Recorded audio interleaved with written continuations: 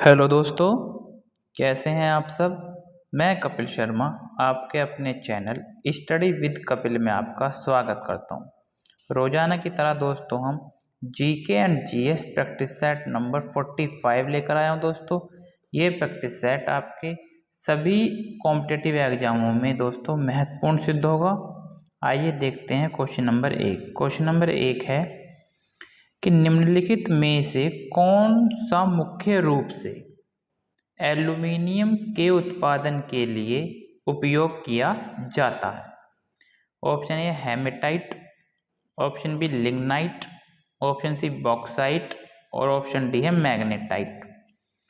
क्या होगा दोस्तों इसका आंसर कि निम्नलिखित में से कौन सा मुख्य रूप से एल्यूमीनियम के लिए उपयोग किया जाता है। या तो आपसे दोस्तों क्वेश्चन ऐसे पूछ सकता है या फिर पूछ सकता है कि एल्यूमिनियम का अयस्क कौन सा है। ठीक है, किसी भी प्रकार से आपसे क्वेश्चन पूछ सकता है दोस्तों। तो क्या हो जाएगा इसका सही आंसर। अगर हम बात करते हैं एल्यूमिनियम की तो क्या होगा दोस्तों, बॉक्साइट बिल्कुल सही आंसर है। क्या दोस्तों, bauxite is the right answer. C option बिल्कुल सही है दोस्तों। ठीक है, अगर हम हेमेटाइट की बात करते हैं तो ये किसका दोस्तों होता है, लोहे का। किसका, लोहा का होता है दोस्तों। हेमेटाइट मैग्नेटाइट किसके हैं, लोहा के हैं। ठीक है, तो अच्छे से याद रखेंगे। एल्यूमिनियम किसका दोस्तों, बॉक्साइट। बॉक्साइट इसका सही आंसर है दोस्तों। ऑप्शन नंबर सी बिल्कुल सही उत्तर है। आइए देखते हैं आगे क्वेश्चन नंबर 2। क्वेश्चन नंबर 2 है दोस्तों कि पूना समझौता किसके बीच हुआ था।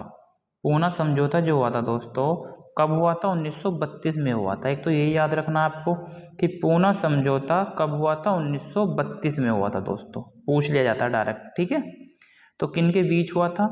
ऑप्शन ए है नेहरू और अंबेडकर, बी गांधी और अंबेडकर, सी है मालवीय और अंबेडकर और डी है गांधी और नेहरू के बीच हुआ था। तो क्या हो जाएगा दोस्तों सही आंसर। अगर हम बात करते हैं पूना समझौता तो किन के बीच हुआ था दोस्तों, ये हुआ था आपका गांधी जी और अंबेडकर जी के बीच। कहाँ हुआ था दोस्तों, गांधी और अंबेडकर के बीच हुआ था पूना समझौता। कब हुआ था, 1932 में हुआ था दोस्तों। तो अच्छे से याद रखेंगे दोस्तों, जो भी आपको डिटेल में बताई जाती है दोस्तों उसे भी आप अच्छे से सुना कीजिए, क्योंकि क्वेश्चन जो हम बनाते हैं उससे ना, और जो हम आप रिलेट से आपको बात बताते हैं दोस्तों उससे क्वेश्चन जरूर फंस सकता है दोस्तों। ठीक है, तो आप अच्छे से सुनिए और पूरी वीडियो को दोस्तों देखा कीजिए। आपके लिए बहुत ही महत्वपूर्ण वीडियो होती है दोस्तों, क्योंकि इसमें जो भी पिछले वर्षों में महत्वपूर्ण क्वेश्चन होते हैं वही प्रैक्टिस सेट में लिए जाते हैं दोस्तों आप लोगों के लिए। इसलिए प्रैक्टिस सेट को पूरा देखिए और अपनी तैयारी को दोस्तों बेहतर बनाइए। आइए देखते हैं क्वेश्चन नंबर 3। क्वेश्चन नंबर 3 है दोस्तों, पिछोला झील निम्नलिखित में से किस राज्य में स्थित है। कौन सा दोस्तों, पिछोला झील निम्नलिखित में से किस राज्य में स्थित है दोस्तों। Option A Madhya Pradesh, option B Maharashtra, option C Rajasthan और ऑप्शन डी है गुजरात। तो कहाँ है दोस्तों, अगर मैं बात करता हूँ पिछोला झील की तो पिछोला झील कहाँ है दोस्तों, ऑप्शन नंबर सी राजस्थान में स्थित है। कहाँ दोस्तों, राजस्थान में स्थित है। तो option C is the right answer. सही उत्तर हो जाएगा दोस्तों ऑप्शन नंबर सी राजस्थान। झीलों से संबंधित दोस्तों क्वेश्चन जरूर पूछ जाते हैं कि कौन सी झील कहाँ पर स्थित है, तो इसलिए आप झीलों से रिलेटेड क्वेश्चन याद रखें दोस्तों अच्छे से। और ये इंपॉर्टेंट क्वेश्चन दोस्तों, पिछोला झील कई बार परीक्षाओं में पूछी गई है। कहाँ पर है दोस्तों, राजस्थान में है। ठीक है, आगे चलते हैं दोस्तों क्वेश्चन नंबर 4 पर। क्वेश्चन नंबर 4 देखेंगे दोस्तों। क्वेश्चन नंबर 4 है, देखिए क्वेश्चन नंबर 4 क्या कहता है कि भारत में जब, बहुत ही इंपॉर्टेंट क्वेश्चन है दोस्तों, कई बार परीक्षाओं में पूछा गया है। भारत में जब क्रिप्स मिशन आया उस समय भारत का वायसराय कौन था। Option A Lord Wellington, option B Lord Amherst, option C Lord Linlithgow और ऑप्शन डी है लॉर्ड लिटन।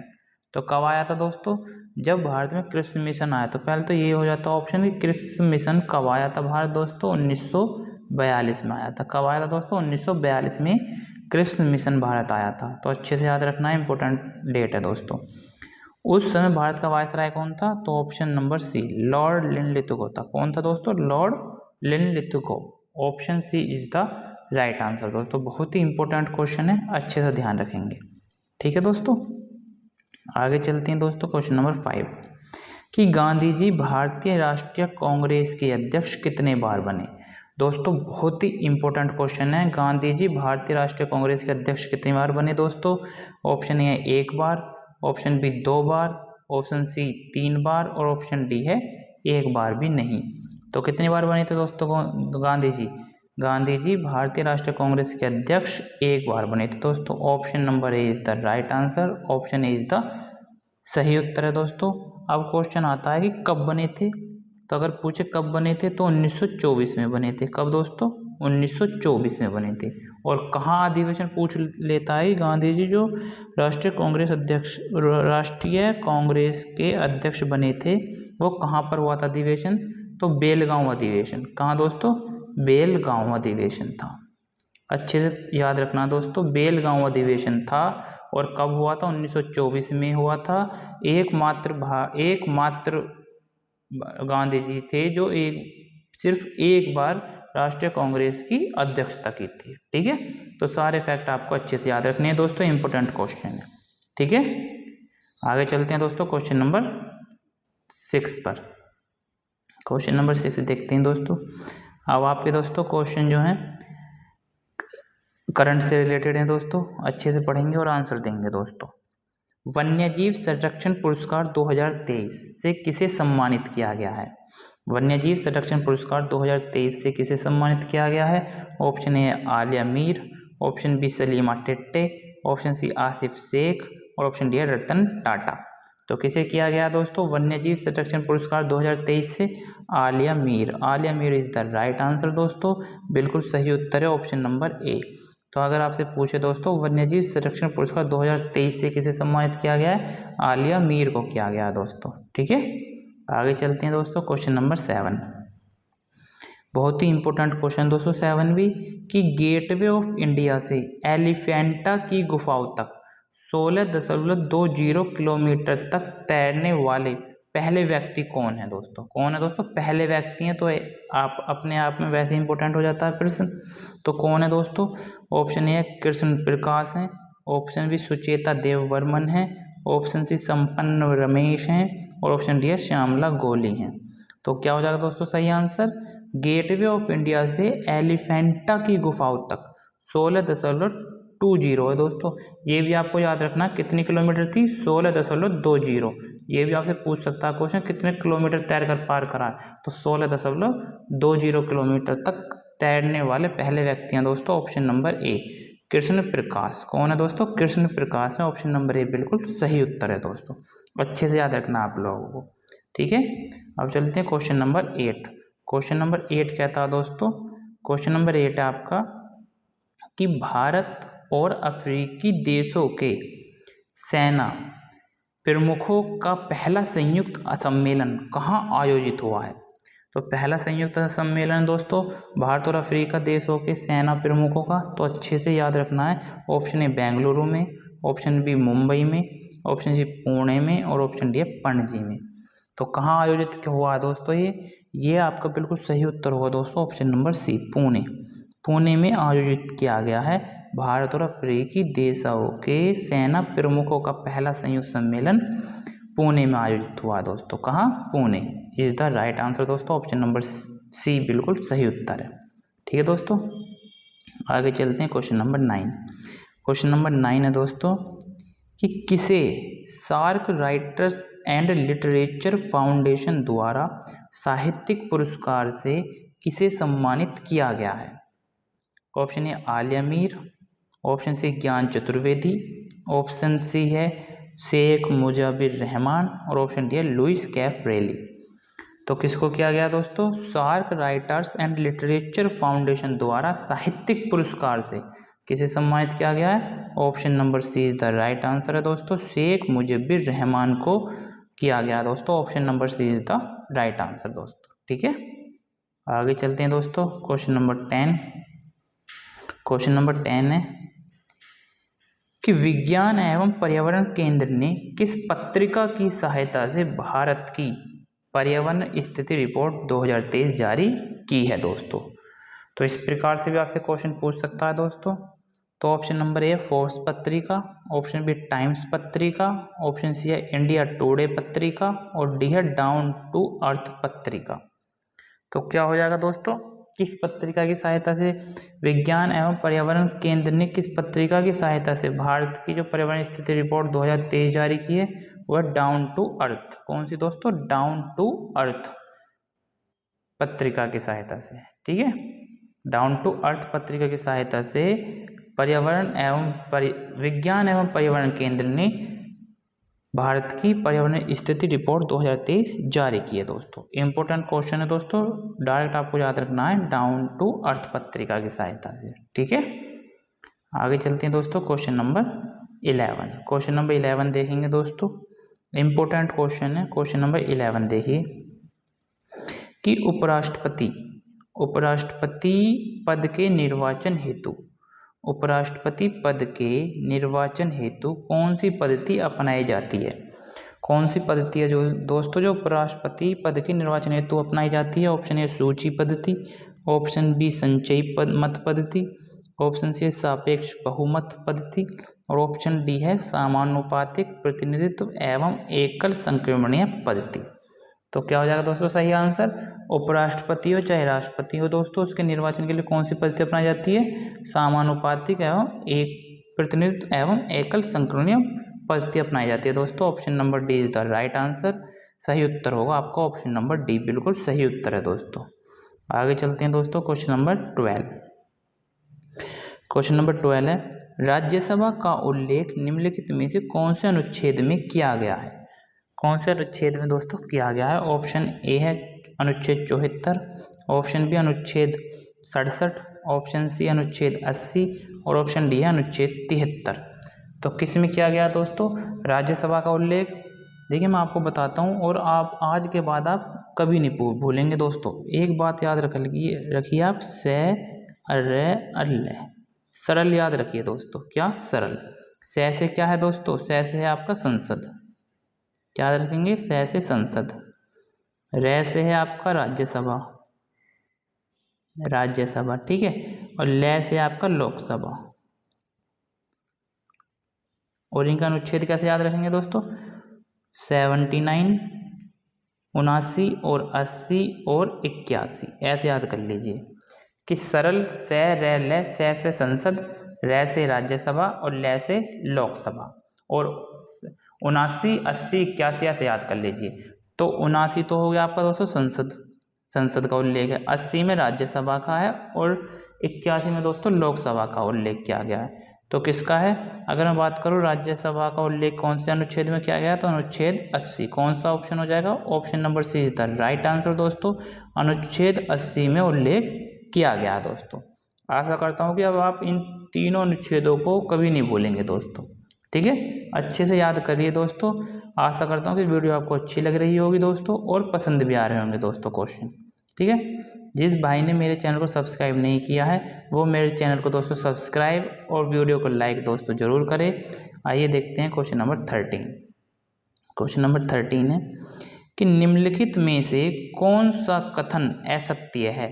दोस्तों इसमें हमें असत्य कथन बताना कौन सा है कि मूल कर्तव्यों की अवधारणा सोवियत संघ से ली गई है। बिल्कुल सही है दोस्तों। पहले हम सोवियत संघ, वो रूस को सोवियत संघ ही बोलते थे दोस्तों। ठीक है, मूल संविधान में 10 मूल कर्तव्यों का उल्लेख था। बिल्कुल सही है दोस्तों, पहले 10 का ही उल्लेख था।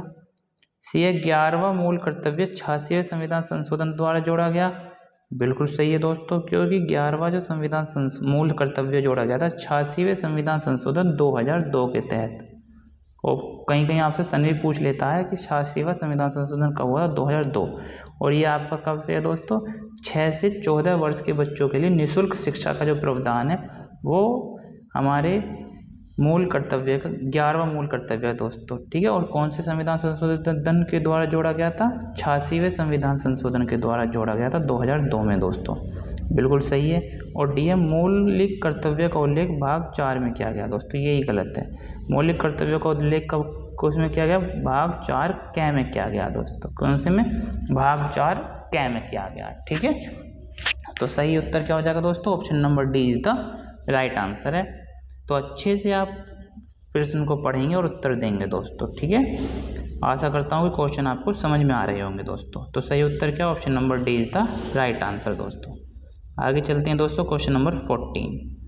क्वेश्चन नंबर 14 है, निम्नलिखित में से किसे सांप्रदायिक निर्वाचन प्रणाली के जनक के रूप में जाना जाता है दोस्तों। बहुत ही इंपॉर्टेंट क्वेश्चन है दोस्तों, कई बार परीक्षाओं में पूछा गया है। निम्नलिखित में से किसे सांप्रदायिक निर्वाचन प्रणाली के जनक के रूप में जाना जाता है। ऑप्शन ए है Lord Minto, option B Ramsay MacDonald, option C Lord Chelmsford, option D है लॉर्ड मार्ले। तो क्या हो जाएगा दोस्तों सही आंसर, सांप्रदायिक निर्वाचन प्रणाली के रूप में जनक के रूप में किसे जाना जाता है दोस्तों, लॉर्ड मिंटो को जाना जाता है। Option A is the right answer, A बिल्कुल सही उत्तर है दोस्तों, लॉर्ड मिंटो। ठीक है, अच्छे से याद रखेंगे, लॉर्ड मिंटो को सांप्रदायिक निर्वाचन प्रणाली के जनक के रूप में जाना जाता है दोस्तों। आगे चलते हैं दोस्तों, क्वेश्चन नंबर 15। क्वेश्चन नंबर 15 देखेंगे दोस्तों। क्वेश्चन नंबर 15 है कि जनसंख्या नियंत्रण एवं परिवार नियोजन भारत के संविधान की अनुसूची में दी गई है, तो ये सूची में कौन सी अनुसूची में सूचीबद्ध है दोस्तों।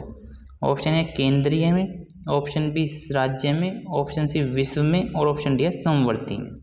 तो किस में है दोस्तों, भारतीय संविधान की हमारी जो सूची है दोस्तों, 7वीं अनुसूची, कौन सी 7वीं अनुसूची जो है दोस्तों, उसमें हमारी सूची बताई गई है। कितने प्रकार की सूची हैं दोस्तों, हमारी 3 प्रकार की हैं, 3 प्रकार की होती हैं दोस्तों। कौन सी 3 प्रकार की सूची बताई गई हैं दोस्तों, एक तो है केंद्रीय, एक है राज्य और एक है दोस्तों आपके समवर्ती। तो इसमें हमारे विषय बताए गए हैं दोस्तों। तो जनसंख्या नियंत्रण परिवार नियोजन भारतीय संविधान की किस अनुसूची के अंतर्गत आते हैं दोस्तों, ये आता है आपका संविधान की समवर्ती सूची के अंतर्गत। तो option number D is the right answer है दोस्तों, समवर्ती सूची के अंतर्गत आते हैं दोस्तों। तो जनसंख्या नियंत्रण एवं परिवार नियोजन भारत के संविधान की 7वीं अनुसूची के अंतर्गत समवर्ती सूची में सूचीबद्ध है दोस्तों। तो सही उत्तर है option number D is the right answer दोस्तों। ठीक है, आगे चलते हैं दोस्तों, क्वेश्चन नंबर 16। देखिए, लोथल किस नदी के तट पर बसा है दोस्तों, कई बार परीक्षा में पूछा गया है, लोथल किस नदी के तट पर बसा है। Option A Bhogava, option B Beas, option C Sutlej, option D है घग्गर। तो किस नदी के तट पर बसा है दोस्तों लोथल, वो बसा आपका ऑप्शन नंबर ए भोगवा नदी के तट पर बसा दोस्तों। कई बार परीक्षा में पूछा गया दोस्तों, option number A is the right answer, option number A is the right answer दोस्तों। और ये पूछा जाता है आपसे दोस्तों क्वेश्चन लोथल से कि हड़प्पा सभ्यता का एकमात्र बंदरगाह एकमात्र जो बंदरगाह था जो दोस्तों या पत्तन था, वो आपका कौन था, लोथल था दोस्तों। ठीक है, अच्छे से याद रखेंगे, बहुत बार परीक्षा में पूछा गया है, एकमात्र जो बंदरगाह था वो लोथल था दोस्तों।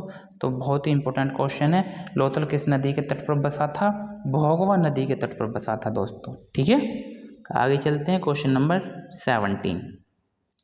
मोहनजोदड़ो की खोज किसने की थी, मोहनजोदड़ो की खोज दोस्तों किसने की है।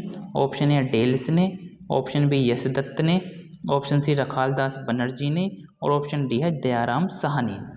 तो किसने की थी दोस्तों मोहनजोदड़ो की खोज, option number C is the right answer, option number C बिल्कुल सही उत्तर है दोस्तों, रखालदास बनर्जी ने मोहनजोदड़ो की खोज की थी दोस्तों। पूछा जाता है आपसे दोस्तों कब की थी, तो 1922 में की थी। कब की थी दोस्तों, 1922 में की थी। ठीक है, अच्छे से ध्यान रखेंगे दोस्तों। अब आपसे क्वेश्चन पूछा जाता है कि दयाराम साहनी ने किसकी खोज की है दोस्तों, तो हड़प्पा सभ्यता की खोज किसने करी है दोस्तों, दयाराम साहनी ने करी। और कब की है, 1921 में की है दोस्तों।